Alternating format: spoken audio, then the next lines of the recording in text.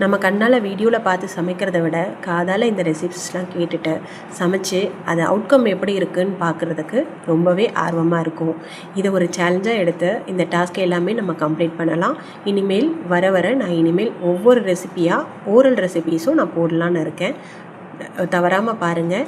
கண்டிப்பாக சப்ஸ்கிரைப் பண்ணுங்கள், லைக் பண்ணுங்கள், நோட்டிஃபிகேஷனுக்கு பெல் பட்டனை கிளிக் பண்ணுங்கள். பாசிப்பருப்பு கஞ்சி செய்முறை தான் இப்போ சொல்ல போகிறேன். இதை பயத்தங்கஞ்சின்னு சொல்லலாம்.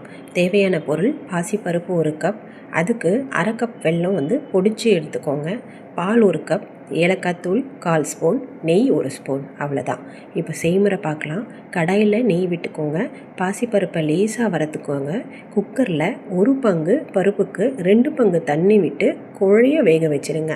ஒரு 3-4 விசில் விட்டு அது குழைஞ்சி வெந்துடும். வெல்லத்தை கொஞ்சம் தண்ணி விட்டு நல்லா கரைச்சி கொதிக்க வச்சுருங்க. பாகுபதம் வந்துடக்கூடாது. லைட்டாக கரையிற வரைக்கும் கொதிக்க வச்சுட்டு வடிகட்டி தனியாக மண் இருக்க போது பார்த்து வடிகட்டி தனியாக எடுத்து வச்சுக்கோங்க. வெந்த பாசிப்பருப்பில் இப்போ வெள்ளை கரைசலை நல்லா சேர்த்து கொதிக்க வச்சுருங்க. நல்லா கிளறிட்டே இருங்க, அடிப்பிடிக்காமல் கிளறிட்டே இருங்க. நல்லா கொதி வரைச்ச 1 கப் பால் எடுத்து வச்சுருக்கோம் இல்லையா, அந்த பாலை அதோடு சேர்த்து ஒரு முத கொதித்ததும் இறக்கிடுங்க. அதில் கொஞ்சம் ஏலக்காய் தூள் சேர்த்து அப்படியே பரிமாறிடுங்க. இந்த கஞ்சி விரதம் இருக்கிற நாள்லையும் கண்டிப்பாக சாப்பிடலாம்.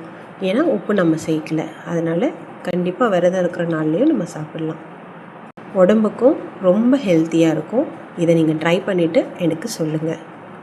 நான் நம்ம சேனலில் இனிமேல் ஓரல் ரெசிபீஸும் போட போகிறேன். ஒரு சேலஞ்சிங்காக எடுத்துகிட்டு இந்த ஓரல் ரெசிபீஸை கேட்டுட்டு நீங்கள் சமைக்கணும்.